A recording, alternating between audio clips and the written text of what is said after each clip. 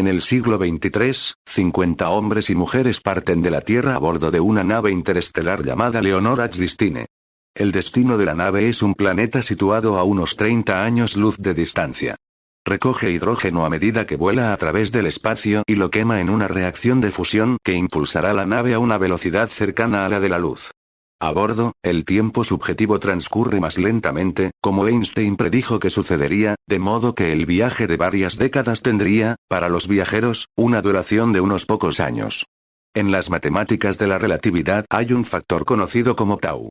Cuanto más se aproxima tau a cero, momento en que la velocidad de la nave tendría que igualar teóricamente a la de la luz, tanto más grande se hace la nave, y tanto más se alarga el tiempo subjetivo, en relación con el resto del universo. A los 9 años luz de la partida de la Tierra, ocurre un accidente. La Leonora Destine choca con una nube de polvo interestelar. Excepto algún mal golpe, nada parece haber afectado el vuelo, puesto que la aceleración continúa acercándose a la velocidad de la luz. Sin embargo, poco después, los tripulantes descubren que el sistema de desaceleración se ha estropeado y no pueden detener la nave, que sigue ganando velocidad a medida que el factor tau se acerca inexorablemente a cero.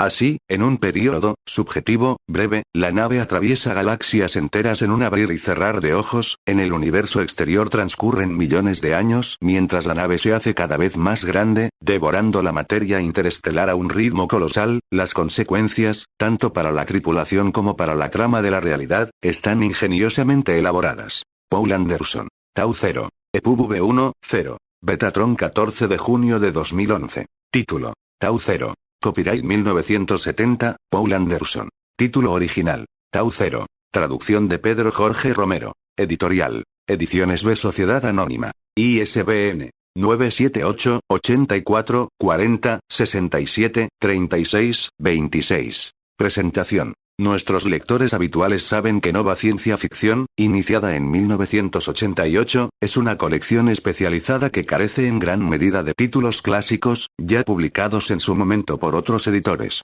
También saben que, poco a poco, como mínimo una vez al año, vamos incorporando a nuestra colección obras en cierta forma inolvidables en la historia del género. Aunque en ocasiones pueda tratarse de una operación arriesgada desde el punto de vista comercial, considero imprescindible incluir en Nova Ciencia Ficción algunos clásicos indiscutibles que acompañen a los buenos títulos del presente que, esos sí, están siempre presentes en nuestras publicaciones. De ahí las reediciones, concebidas a veces como homenaje, que aparecen con una cierta periodicidad en Nova Ciencia Ficción.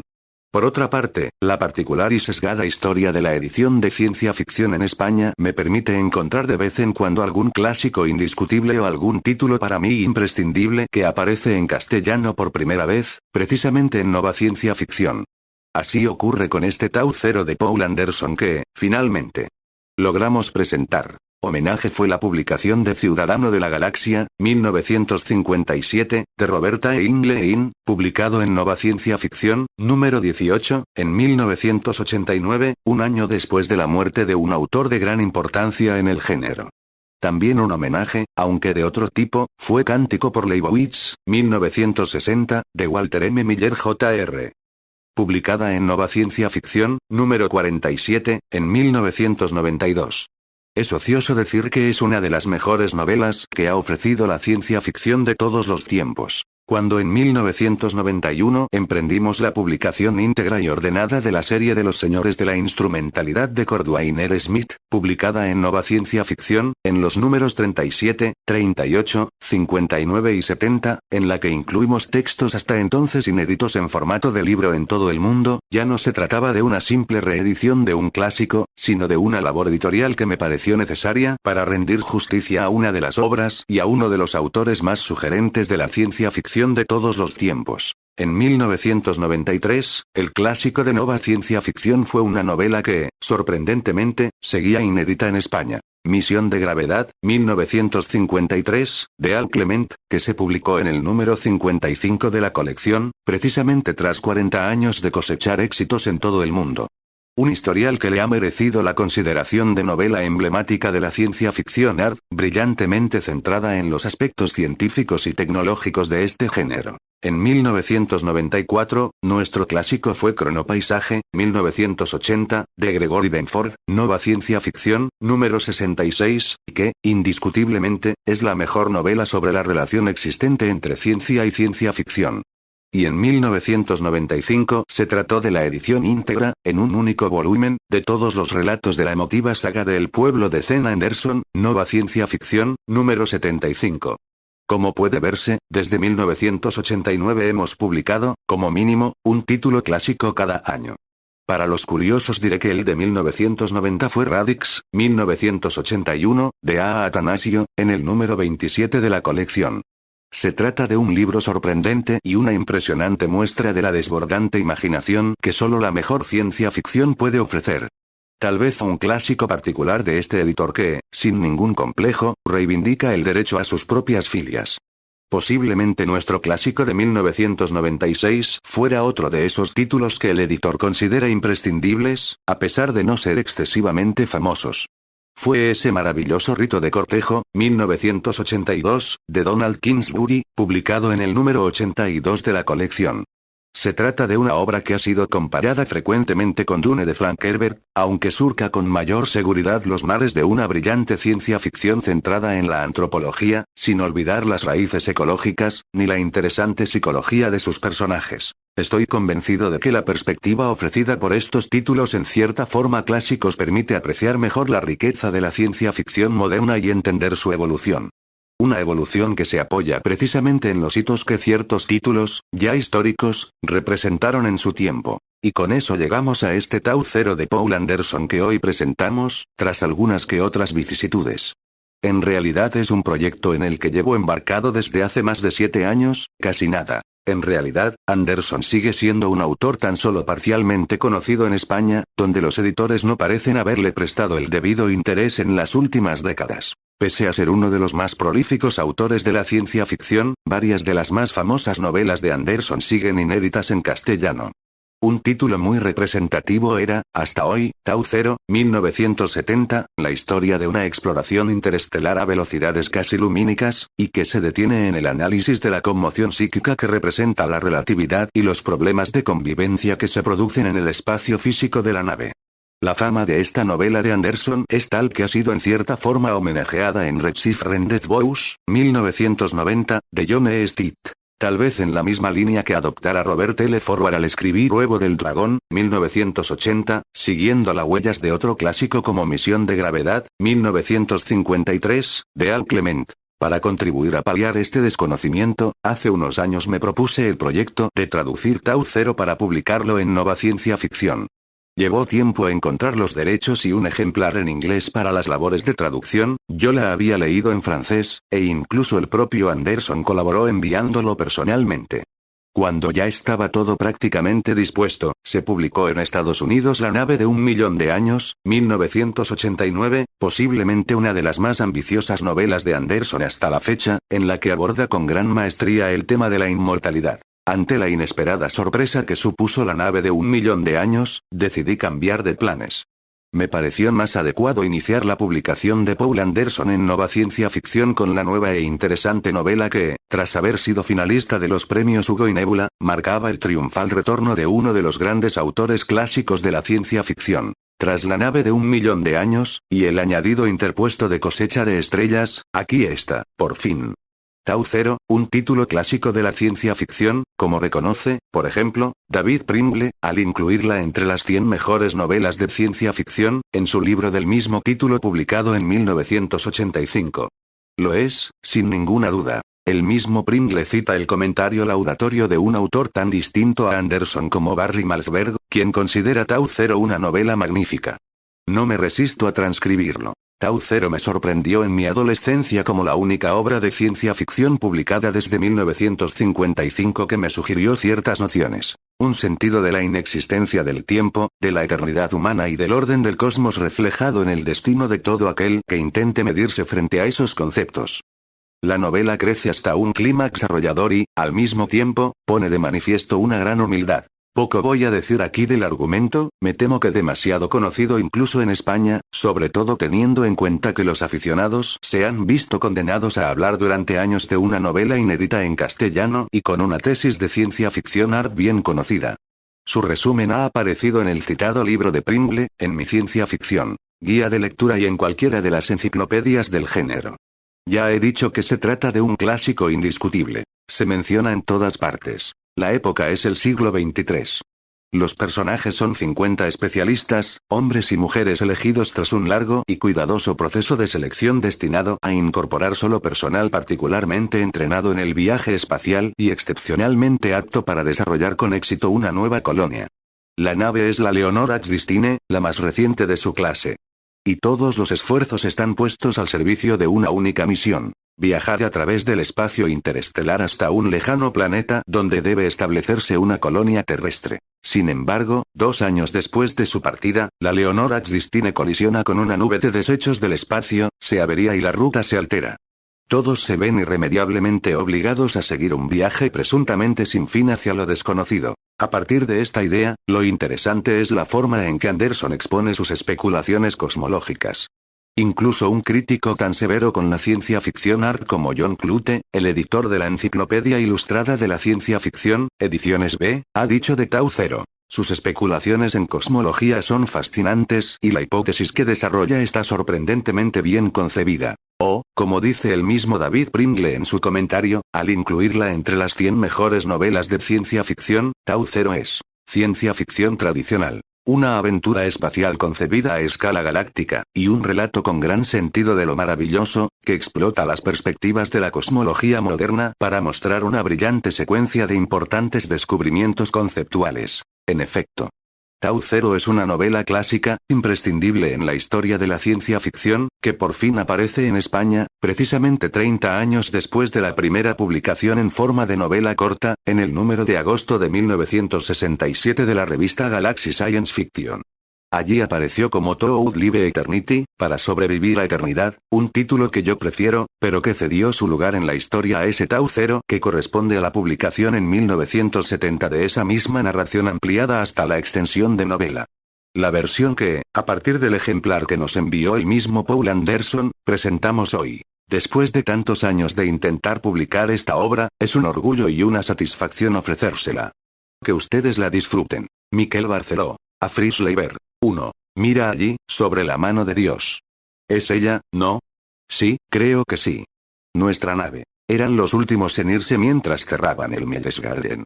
Habían pasado la mayor parte de la tarde vagando por entre las esculturas, él entusiasmado y maravillado al verlas por primera vez, ella despidiéndose en silencio de algo que había sido más importante en su vida de lo que había creído nunca. Tuvieron suerte con el tiempo, ahora que el verano acababa. Ese día en la Tierra había sido soleado, con brisas que hacían que las sombras de las hojas bailasen sobre las paredes de la villa, acompañadas del sonido claro de las fuentes. Pero cuando el sol se puso, el jardín apareció de pronto más vivo. Era como si los delfines saltasen por sus aguas, Pegaso asaltase los cielos, Folkefilbiter buscase a su nieto perdido mientras su caballo cruzaba un vado, Orfeo escuchase y las jóvenes hermanas se abrazasen en su resurrección, todo en silencio, porque aquello se percibía en un instante, pero el tiempo en que esas figuras se movían no era menos real que el tiempo que llevaba a los hombres. Es como si estuviesen vivos, camino de las estrellas, y nosotros tuviésemos que permanecer atrás y envejecer, murmuró Ingrid Lindgren. Charles Raymond no la escuchaba. Se quedó quieto sobre las baldosas bajo un abedul, cuyas hojas crujían y ya habían comenzado a cambiar ligeramente de color, y miró hacia la Leonor H. Destine. Sobre su base, la mano de Dios sosteniendo el genio del hombre elevaba su silueta contra el crepúsculo verde azulado. Tras ella, la pequeña estrella veloz cruzó y se hundió de nuevo. ¿Está seguro de que no se trataba de un satélite normal?, preguntó tranquila Lindgren. No creía que pudiésemos ver. Raymond levantó una ceja en su dirección. ¿Es la primer oficial y no sabe dónde está su propia nave o qué hace en este momento? Su sueco tenía un acento entrecortado, como la mayoría de las lenguas que hablaba, un acento que destacaba el tono sardónico. No soy el oficial de navegación, dijo ella a la defensiva. Además, me despreocupé todo lo que pude del tema. Debería hacer lo mismo. Ya pasaremos muchos años con esa preocupación. Se medio acercó a él. Su tono se hizo más amable. Por favor, no me arruine la tarde. Raymond se encogió de hombros. Perdóneme. No lo pretendía. Un empleado se acercó, se detuvo y dijo deferente. Lo siento, debemos cerrar. Oh. Lindgren se sorprendió, consultó el reloj, y miró a las terrazas. Estaban completamente vacías exceptuando la vida que Carl Mies había moldeado en piedra y metal 3 siglos antes. Pero ya hace tiempo que debían haber cerrado. No me había dado cuenta. El empleado se inclinó. Ya que la dama y el caballero claramente lo deseaban, les dejé solos después de que los otros visitantes se fuesen. Entonces sabe quiénes somos, dijo Lindgren. ¿Quién no? El empleado la admiró con la mirada. Era alta y bien formada, de rasgos regulares, grandes ojos azules y pelo rubio cortado justo por debajo de las orejas. Sus ropas civiles tenían más estilo que lo normal en las mujeres del espacio. Los ricos colores suaves y las telas fluidas de estilo neomedieval le sentaban bien. Raymond contrastaba con ella. Era un hombre robusto, oscuro, de rasgos marcados que jamás se había tomado la molestia de eliminar la cicatriz que le marcaba la frente. Su túnica y pantalones sencillos bien podían haber sido un uniforme. Gracias por no molestarnos, dijo, más brusco que cordial. Di por supuesto que deseaban liberarse de ser celebridades, contestó el empleado. Sin duda muchos otros les reconocieron, pero pensaron lo mismo. Descubrirá que los suecos son corteses. Lindgren le sonrió a Raymond. No lo discutiré, dijo su acompañante. Nadie puede evitar encontrarse con ustedes cuando andan por todo el sistema solar. Hizo una pausa. Aunque aquel que controla el mundo es mejor que sea amable. Los romanos lo eran en su momento. Por ejemplo, Pilato. El empleado se echó atrás ante el rechazo implícito. Lindgren dijo algo cortante. Yo dije al Scubardigo, no Artigo, cortés no amable. Ofreció su mano. Gracias, señor. El placer ha sido mío, señora primer oficial Lindgren, contestó el empleado. Que tengan un viaje afortunado y que regresen a salvo. Si el viaje es realmente afortunado, le recordó ella, nunca volveremos a casa. Si lo hacemos, se interrumpió. Él ya estaría en la tumba. De nuevo le doy las gracias, le dijo al hombrecillo de mediana edad. Adiós, dijo a los jardines. Raymond también le dio la mano y murmuró algo. Él y Lindgren salieron. Paredes altas oscurecían la calle exterior casi desierta. Las pisadas sonaban huecas. Después de un minuto la mujer dijo, me pregunto si lo que vimos era la nave. Estamos en una latitud muy alta. Y ni siquiera una nave Bussard es lo bastante grande y brillante como para destacar frente al resplandor de la puesta de sol. Sí lo es cuando la red de recogida está extendida, le dijo Raymond. Y ayer la movieron a una nueva órbita como parte de las comprobaciones finales. La volverán a colocar en el plano de la eclíptica antes de partir. Sí, por supuesto, he visto el programa. Pero no tengo razones para recordar exactamente quién hace qué en qué momento. Especialmente cuando todavía faltan 2 meses para partir. ¿Por qué lo sabe usted? Quiere decir cuando solo soy un policía. La boca de Raymond se dobló en una sonrisa. Digamos que me preocupo porque aspiro a tener una úlcera. Ella le echó una mirada de lado, que se volvió escrutadora. Habían salido a una explanada en el agua. Al otro lado, las luces de Estocolmo se encendían una a una a medida que la noche cubría las casas y los árboles.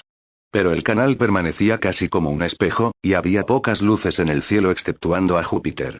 Todavía se podía ver sin ayuda. Raymond tiró del bote alquilado. Los amarres aseguraban las cuerdas al muelle.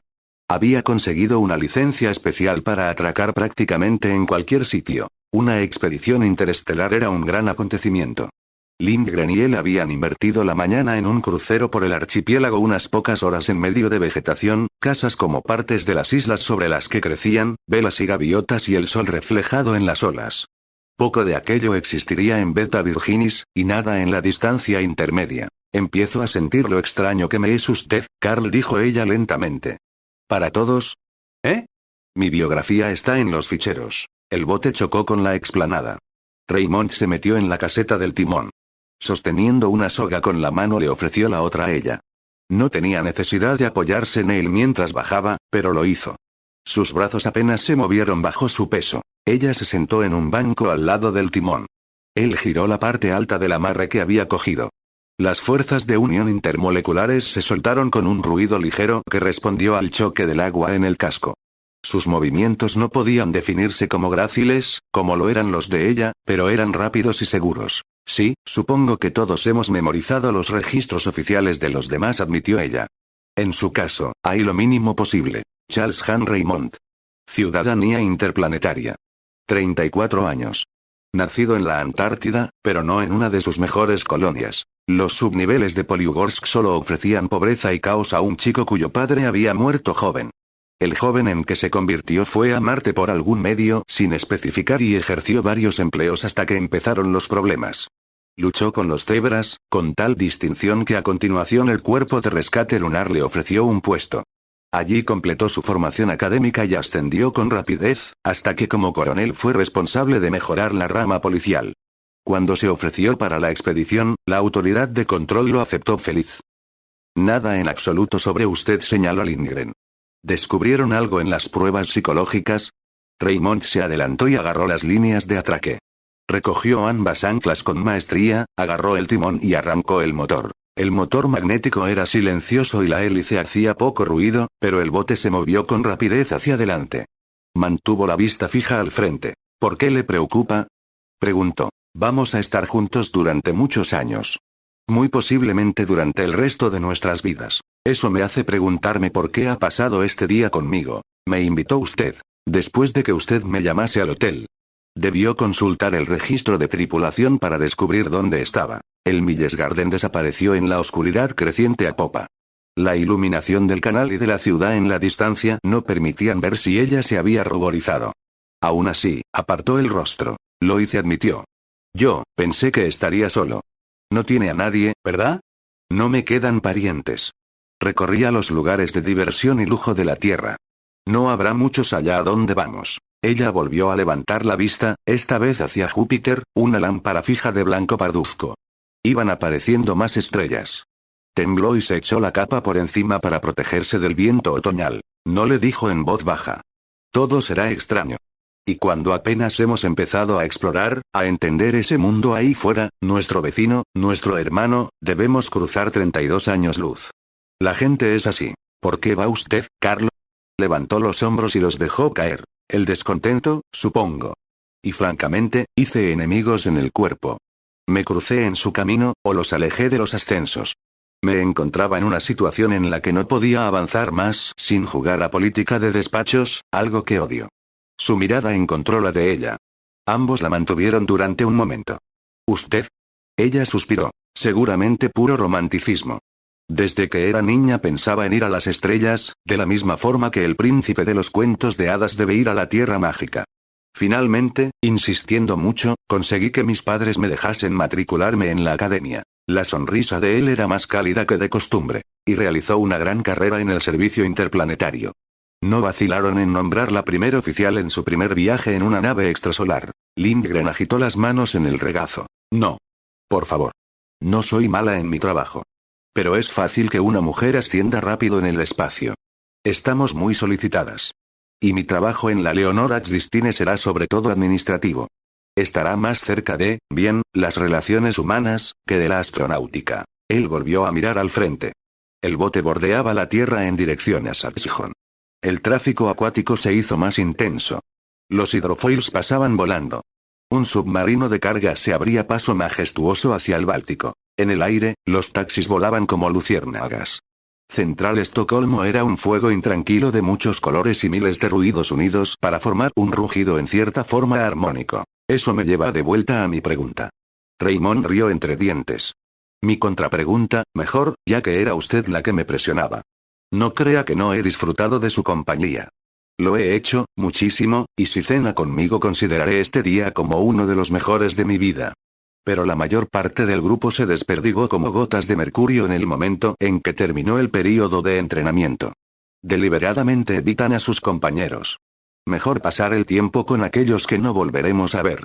Ahora bien, usted tiene raíces. Una vieja y distinguida familia acomodada. Su padre y su madre viven, tiene hermanos, hermanas, primos, seguro que ansiosos por hacer todo lo que puedan por usted en las pocas semanas que quedan. ¿Por qué los dejó hoy? Ella permaneció sentada sin hablar. La reserva sueca, dijo él tras un rato. Apropiada para los gobernantes de la humanidad. No debí haberme inmiscuido. Solo concédame el mismo derecho a la vida privada, ¿eh? Y a continuación, ¿le gustaría cenar conmigo? He descubierto un pequeño restaurante bastante decente. Sí, dijo ella. Gracias. Lo haré. Se levantó para ponerse tras él, reposando una mano sobre su brazo. Los gruesos músculos se agitaron bajo sus dedos. No nos llame gobernantes, le pidió. No lo somos. Esa era la idea tras la alianza. Después de la guerra nuclear, tan cerca de la destrucción mundial, debía hacerse algo. Gruñó él. De vez en cuando leo libros de historia. Desarme general. Una fuerza de policía mundial para mantenerlo. Sequis custodiet ipsos custodes. ¿A quién podemos confiar el monopolio de las armas capaces de asesinar el planeta y el poder ilimitado de inspección y arresto? Un país lo suficientemente grande y moderno como para convertir en una gran industria el mantenimiento de la paz. Pero no tan grande como para conquistar a otros o imponer su voluntad sin el apoyo de la mayoría de los países. Y razonablemente bien considerado por todos. Vamos, Suecia. ¿Lo entiende entonces?, dijo ella con alegría. Sí. Incluyendo las consecuencias. El poder se alimenta a sí mismo, no por conspiración, sino por necesidad lógica. El dinero que el mundo paga para cubrir los costes de la autoridad de control pasa por aquí, por lo que se convierten en el país más rico de la Tierra, con todo lo que eso conlleva. Y ni hablar del centro diplomático. Y cuando todo reactor, nave espacial, laboratorio es potencialmente peligroso y debe estar sometido a la autoridad, eso significa que algún sueco tiene voz en todo lo que importa. Y ello lleva a que sean imitados, incluso por aquellos que ya no les quieren. Ingrid, amiga, su gente no puede evitar convertirse en los nuevos romanos. La alegría de Lindgren desapareció. ¿No le gustamos, Carlo? Supongo que tanto como cualquiera. Hasta ahora han sido amos humanos. Demasiado humanos, diría yo. En mi caso, debería estar agradecido, ya que me permiten ser básicamente una persona sin estado, situación que, creo, prefiero. No lo han hecho mal. Señaló hacia las torres que extendían su brillo a derecha e izquierda. Sin embargo, no durará. ¿Qué quiere decir? No sé. Solo estoy seguro de que nada es para siempre. No importa con qué cuidado diseñes el sistema, acabará mal y morirá. Raymond se detuvo para elegir las palabras. En su caso dijo, creo que el final podría venir de la misma estabilidad de que están tan orgullosos. ¿Ha cambiado algo importante, en la Tierra, desde finales del siglo XX? ¿Es esta una situación deseable? Supongo, añadió, que esa es una de las razones para fundar colonias en la galaxia. Contra el Ragnarok. Lindgren cerró los puños. Volvió el rostro hacia él. Ya había anochecido por completo, pero pocas estrellas podían verse a través del velo de luz que cubría la ciudad. En otro lugar en Laponia, por ejemplo, donde sus padres tenían una casa de campo, brillarían inmisericordes en gran cantidad. Estoy portándome como un mal acompañante, se disculpó Raymond. Dejemos esas profundidades de colegial y discutamos temas más interesantes.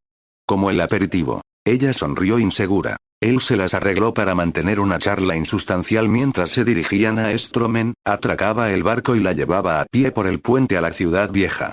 Más allá del Palacio Real se encontraron bajo una iluminación más suave, mientras atravesaban calles estrechas entre altos edificios de tonos dorados que habían tenido el mismo aspecto durante los últimos cientos de años. La temporada turística ya había terminado. De los incontables extranjeros en la ciudad, pocos tenían razones para visitar ese enclave. Exceptuando algún peatón ocasional o un electrociclista, Raymond y Lindgren estaban prácticamente solos. Echaré de menos todo esto, dijo ella. Es pintoresco, admitió él. Más que eso, Carl. No es solo un museo al aire libre. Aquí viven seres humanos de verdad. Y los que estaban aquí antes que ellos, no son menos reales.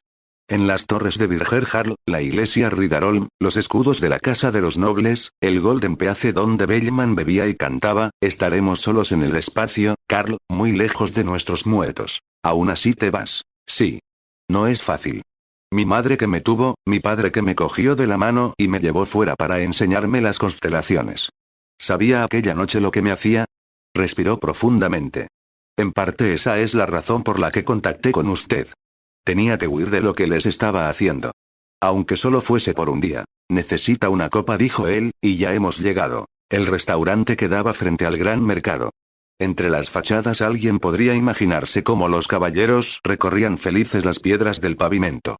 No recordaría cómo las alcantarillas se llenaron de sangre y las cabezas formaron montones altísimos durante cierta semana de invierno, porque eso pasó hace tiempo y los hombres rara vez recuerdan las heridas que afligieron a otros hombres. Raymond llevó a Lindgren a una mesa en una habitación, iluminada con velas, dispuesta para ellos solos, y a continuación pidieron aquavit con cerveza. Ella lo igualó bebiendo, aunque tenía menos masa y menos práctica.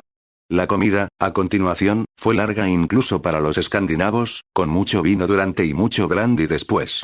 Él dejó que ella llevase la conversación.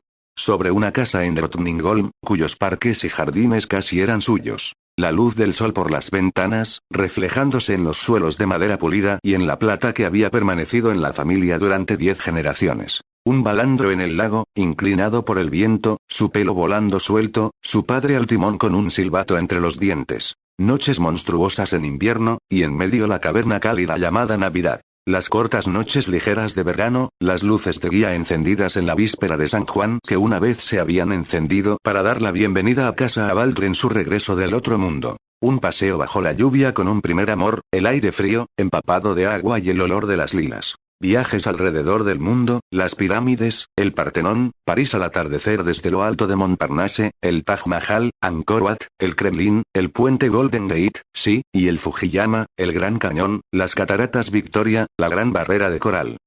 Sobre el amor y la alegría en casa, pero también disciplina, orden, seriedad en presencia de los extraños. Música, Mozart el más apreciado. Un buen colegio, donde profesores y compañeros trajeron a su conciencia un nuevo universo en explosión. La academia, trabajo aún más duro de lo que creía que podía hacer, y cuán encantada estaba de descubrir que podía hacerlo. Cruceros por el espacio, a los planetas, había pisado las nieves de Titán con Saturno sobre su cabeza, anonadada por la belleza. Siempre, siempre su deseo de regresar a sobre un buen mundo, sus gentes, sus ocupaciones, sus placeres todos buenos. Sí, seguía habiendo problemas, crueldades evidentes, pero podían ser resueltos con tiempo por medio de la razón y la buena voluntad. Sería una alegría creer en algún tipo de religión, ya que ello mejoraría el mundo dándole un propósito, pero en ausencia de pruebas convincentes podía poner su mejor empeño en dar ese sentido, ayudar a la humanidad a ir hacia algo mejor. Pero no era una mojigata, no debía pensar eso. De hecho, a veces se preguntaba si no sería demasiado hedonista, un poco más liberada de lo deseable. Aún así, disfrutaba de la vida sin herir, por lo que sabía, a nadie más. Vivía llena de esperanzas. Raymond le sirvió la última taza de café. El camarero ya había traído la cuenta, aunque parecía que no tenía tanta prisa en cobrar como el resto de sus colegas en Estocolmo. Espero que a pesar de los inconvenientes, le dijo Raymond, disfrutes de nuestro viaje. A ella le costaba un poco hablar. Sus ojos, que lo miraban fijamente, eran brillantes y firmes. Ese es mi plan, declaró. Esa es la razón principal por la que te llamé. Recuerda, durante el entrenamiento te exhorté a venir aquí durante parte de tu permiso. A esas alturas ya usaban el pronombre íntimo. Raymond sacó un cigarrillo. Fumar estaría prohibido en el espacio, para evitar sobrecargar el sistema de soporte vital, pero esa noche todavía podía poner una nube azul frente a él. Ella se echó hacia adelante, poniendo una mano sobre la de él. Pensaba por adelantado, le dijo. 25 hombres y 25 mujeres. 5 años en un cascarón de metal. Otros 5 años si nos volvemos inmediatamente. Incluso con tratamientos antisenectud, una década es un buen trozo de una vida. Él asintió. Y por supuesto nos quedaremos a explorar, siguió ella. Si ese tercer planeta es habitable, nos quedaremos para colonizarlo, para siempre, y empezaremos a tener niños. Hagamos lo que hagamos, habrá relaciones. Nos emparejaremos. Él habló en voz baja por miedo a sonar brusco. ¿Crees que tú y yo formaremos una pareja? Sí. Su tono se hizo más firme. Puede que parezca inmodesta, sea o no una mujer del espacio. Pero estaré más ocupada que la mayoría, especialmente durante las primeras semanas de viaje. No tendré tiempo para rituales y matices. Podría acabar en una situación que no me gustase. A menos que piense por adelantado y haga algunos preparativos. Y eso es lo que hago. Él se llevó su mano a los labios. Es un honor para mí, Ingrid. Aunque puede que seamos muy distintos. No, sospecho que eso es lo que me atrae de ti. Su palma se dobló sobre la boca y rozó las mejillas. Quiero conocerte. Eres más hombre que nadie que haya conocido antes. Él contó el dinero de la cuenta. Era la primera vez que ella lo veía moverse sin control. Apagó el cigarrillo, mirándolo mientras lo hacía. Me hospedo en un hotel de Tiscabrinken, dijo. Bastante andrajoso. No me importa, contestó ella. Dudo que me dé cuenta.